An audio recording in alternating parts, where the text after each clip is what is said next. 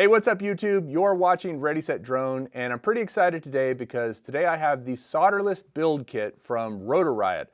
This is a freestyle quad that you can build yourself without any soldering, and my objective today is to see how difficult it actually is to build. I'm trying to look at this from the perspective of a brand new person who's never built a drone before, and is this pretty easy to do? Now, this is not really an instructional video. This is more of an experiment to see if there's any gotchas as I'm doing it, or to see if there are any things that I would improve or warn you about as a novice. Drib has a great video on the Rotor Riot channel that's a build, and I'm actually going to be following his video to build it. So if you've already bought it and you're trying to build this thing, I'd suggest just going to Drib's video after you watch this one and trying to see if you can just follow along with him. But if you're considering buying this one, then this is a great video for you because I'm going to tell you all the little gotchas for a novice. In the box, you've got two sets of props. So there's 4 and 8. So you have a spare set. You have the, all this stuff is kind of bundled together. Oh, you know what? I ordered extra props. So those are the extra ones I ordered to come with it. So it comes with 2 sets, and I ordered actually, looks like 4 extra sets. I think I'm planning on doing a lot of crashing. So there's those. So these are the ones that came with. Those are the ones I ordered, but they're easy to order along with it, and I would suggest that. And then in here, you've got the one spare motor that I also ordered in addition to what came with it. And then this is the main kit here. So again, 2 of these sets of props came with this kit. So in the kit, you've got your, looks like your flight controller, the F4 flight controller right here. So I should end up with a total of 5 motors. So I've got 4 that came in the kit, plus the spare flight controller, and then the Cadix FPV air unit. This looks like it is a full air unit with a built-in DVR, I believe. And this will have to go with your DJI goggles, which you need to already own. And then the controller, it actually binds to your DJI remote for digital FPV version 1. And that's sort of the point of this, is simplicity. So this is super easy. I'm a big advocate of flying with that DJI controller. A lot of people don't like it as much as I do, but I think it's great. I think it does the job, and it's so easy to bind with. So this is actually going to be your receiver as well, because it has a built-in receiver as well as your video transmitter. And then in this box, you have all your frame. So this is the Vanover HD1 Vanny Style Edition HD1 frame. All right, so that is my frame and my connectors, and I'm going to go ahead and get the actual frame out first.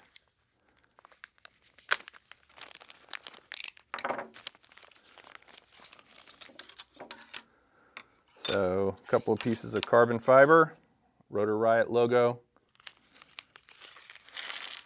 I'm going to use Loctite on all of the screws that I put in to make sure that they stay in place and don't vibrate out.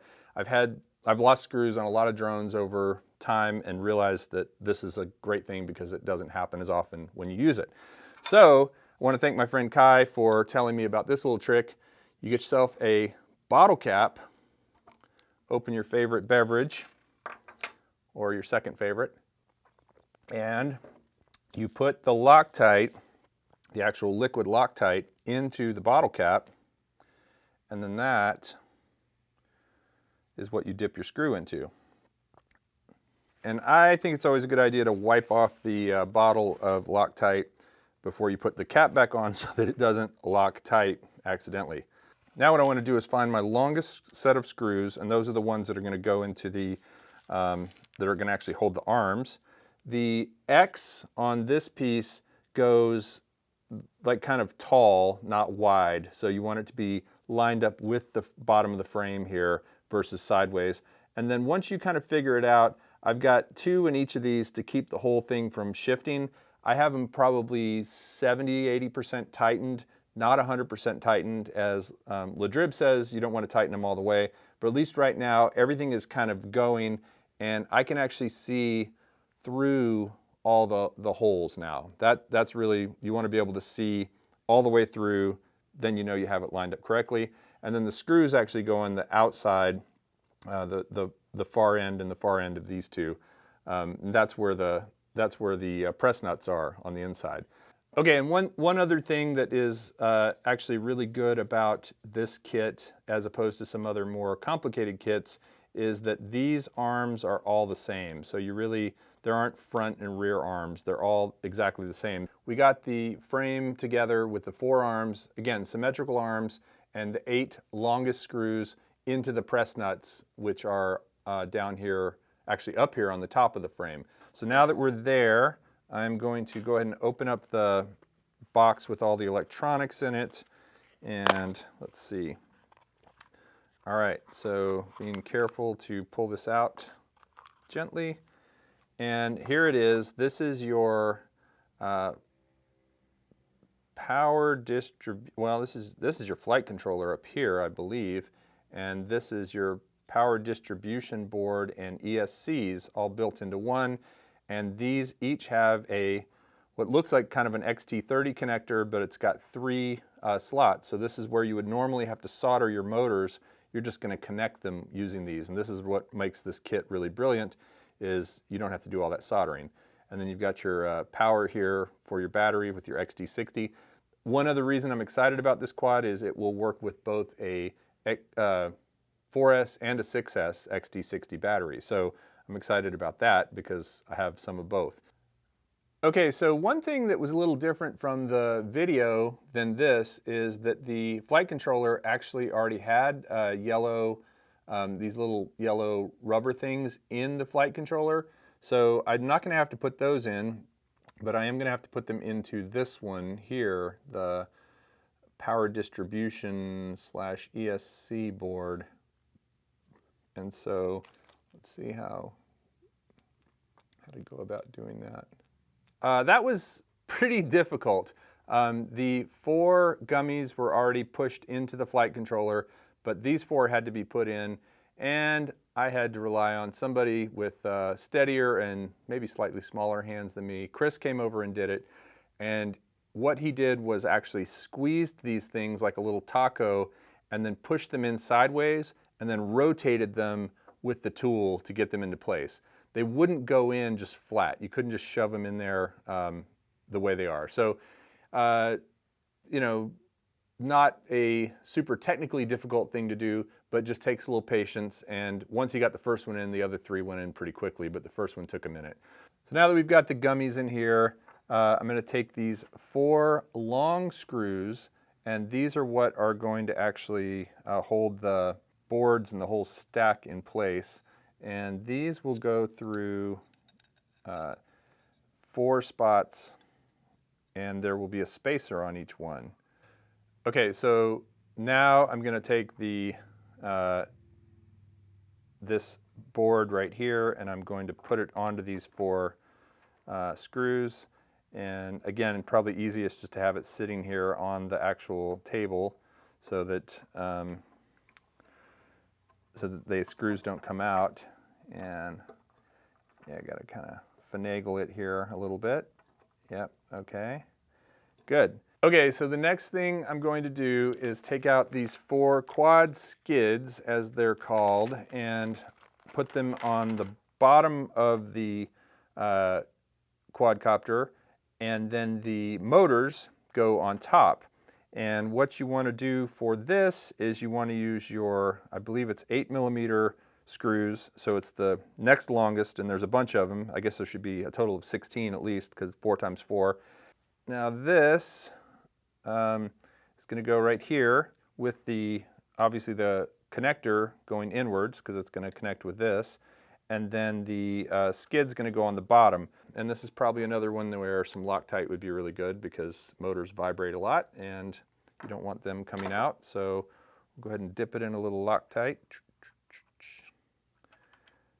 and then put it through one of the holes in the quad skid, and then line up the arrow. And it doesn't actually matter which one you do first, I don't think. So I'm going to do this one since I picked it up that way. And I've got my arrow pointing the right direction, and now I'm going to take it and put the space, or put the hole from the motor mount in the right spot.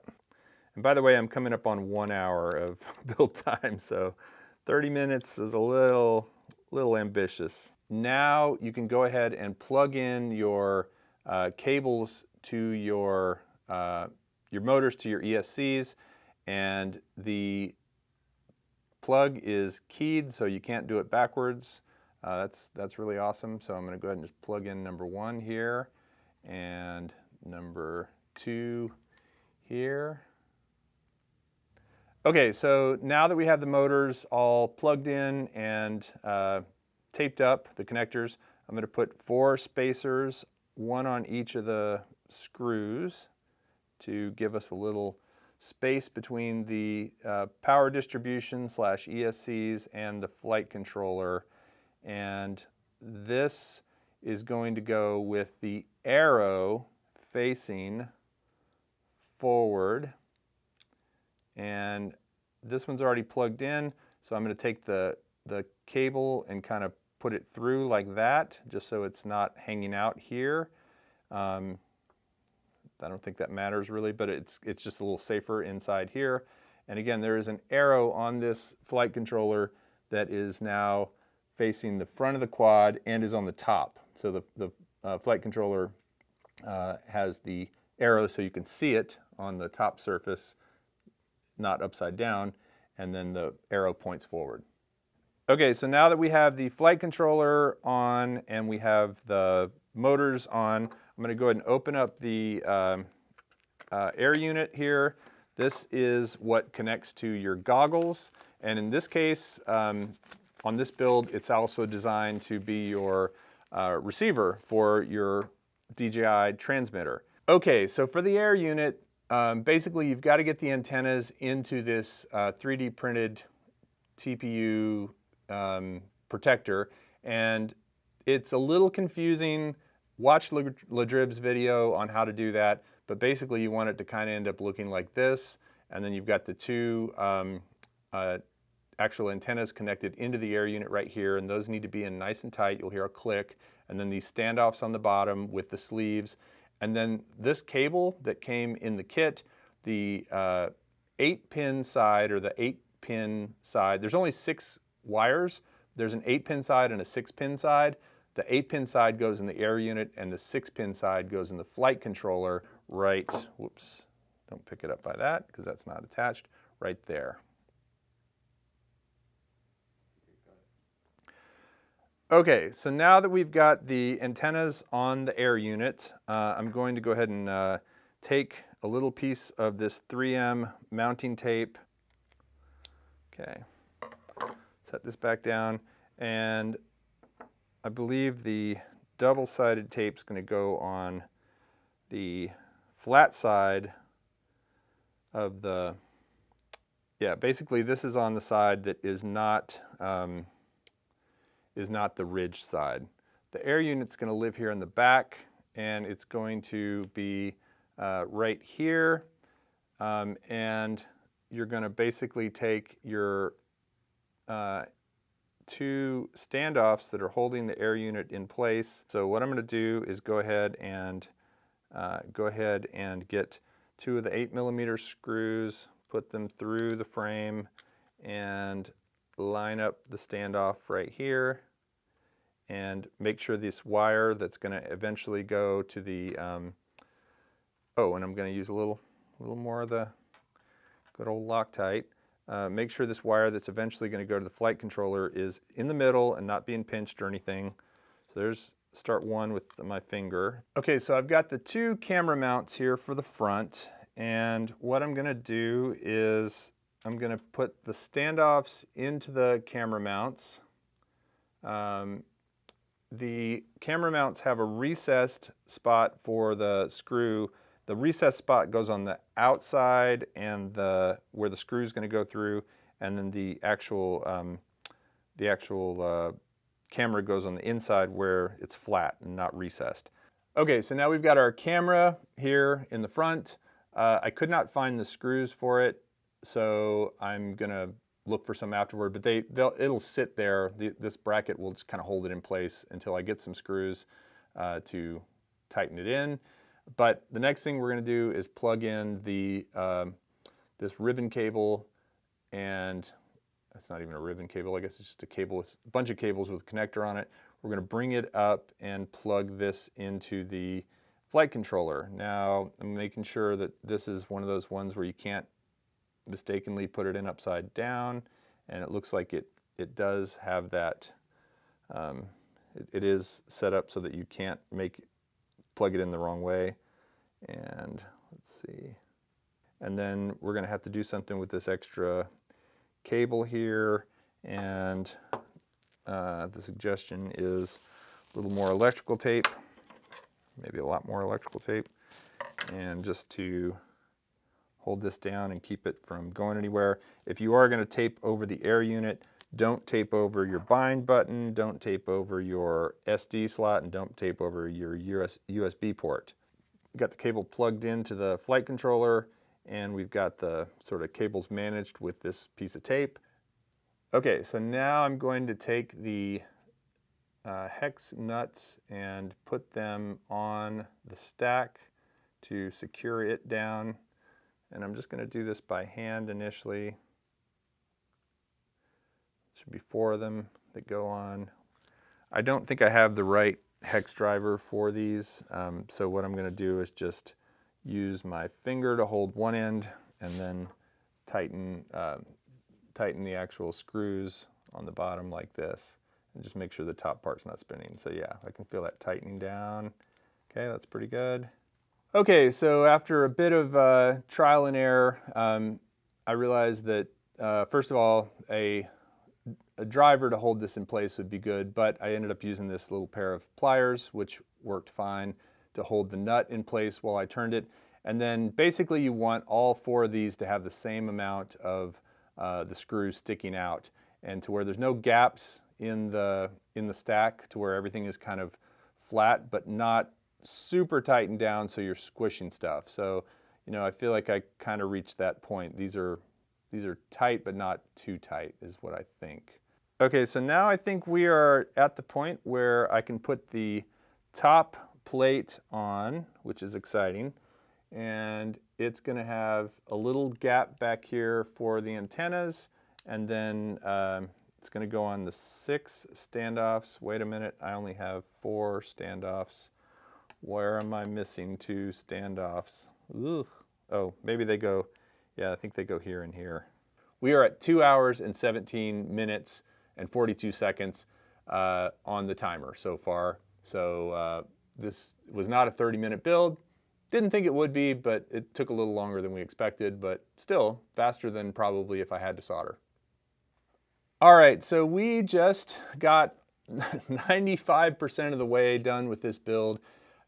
We can't get the top plate on, at least with the last 2 standoffs that are right here, because the bottom screw holes appear to be too small to put, the holes seem to be too small to put the screws through to actually mount. We've tried kind of pushing them in, and they are smaller holes. There are these 2 down here. So we're just trying to figure out if we're doing the wrong spot or if we missed something. We feel pretty confident in everything else.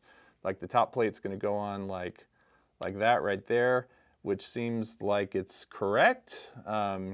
But yeah, really our 2 big barriers at the moment is that, and we were missing the screws that go to the camera. We didn't have any in our, I don't think we had any in the Cadix Vista kit or Air Unit kit, and we didn't see any screws that'll fit into the camera in the Rotor Riot kit either. So I was going to see if I could find some of those. And then again, the other thing that we pointed out is that these are the standoffs right here. These are the screws that go in these standoffs. They fit into them perfectly. They're just too big for these bottom plate holes.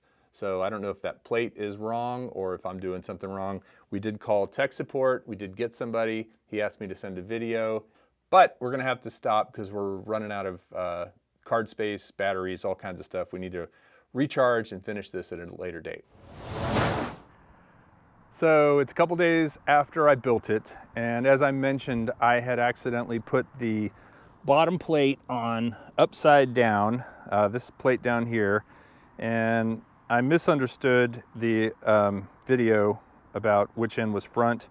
Drib kept saying the side with 4 holes, and so I thought he meant these 4 holes right here in the front. There's 2 that are filled and 2 that are empty, but there's actually 6 holes in that end, and then there's 4 holes on that end, and that's what he meant. 2 in the very front, 2 further back.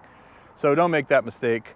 Had to pull the bottom plate off. Took me probably about 20 minutes to fix it, turn everything around and get it ready. So I'm getting ready to do my first flight with it. I've got a 6S on it. Gonna start with that, try it with a 4S as well maybe, and just use the onboard camera that's in the DJI Air unit. I don't have a camera mounted to it yet, but that should be fine. So I'm really excited. I mostly fly 4S, and so flying this with a 6S should be a lot of fun, and then I'll fly it with the 4S and see how that goes too.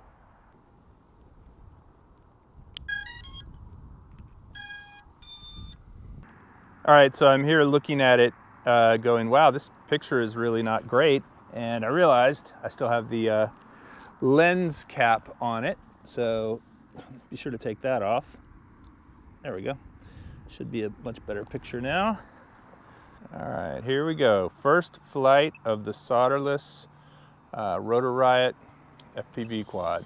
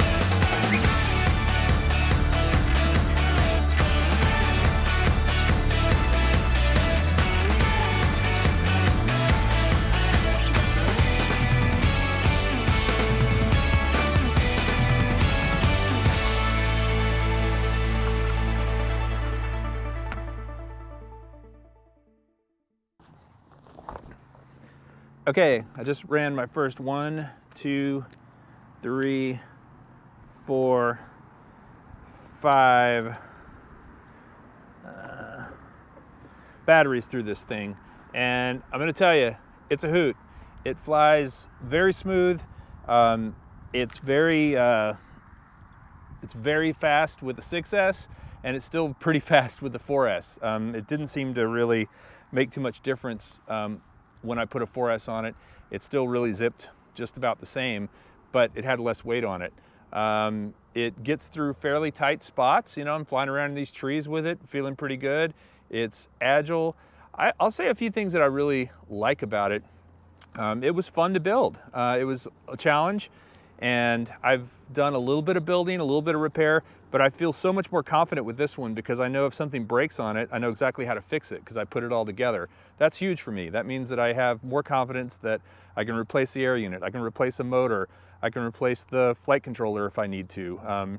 You know, it's all pretty straightforward stuff. And the setup in Betaflight is pretty much non-existent. I did change some switches around in the modes tab, but that was it.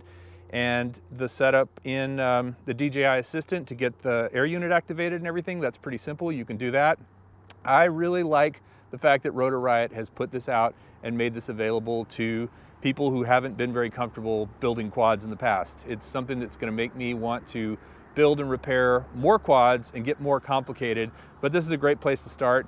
Now, their estimation on their website of 30 minutes to build it, if you're not an experienced builder, I'd give yourself 2 hours. That's about what it took me. And then I had the bottom plate wrong, so it took me about another 30 minutes to fix that. So all said and done, about 2.5 hours.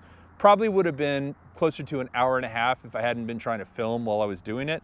The video that they made on Rotor Riot to show you how to put it together is great. It's very explanatory, it's very well made, and it shows you exactly what you need to do. So just follow that and you'll be fine. Just don't make the same mistake I made, because when they're talking about the 4 holes, they're not talking about the 4 holes all on the edge. That's the back. It's the 2 in the front, and then 2 right behind it, the 4 that are total on the front part of the bottom plate. Anyway, you'll figure it out. Just watch closely as they're explaining it, and he shows the right end. I love this thing. I'm super stoked about it. I might even get a second one and build it again and see how much faster I can do it. One more thing that I forgot to mention that I really like about it is how much space there is between the top and bottom plates.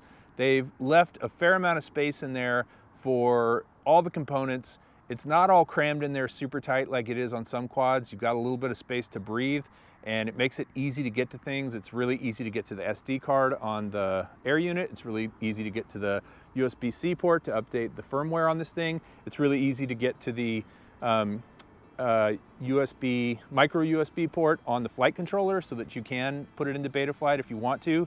You don't have to take anything off to do all that. It's really easy to get to the camera so you can tilt it. It's really easy to get to all the cables.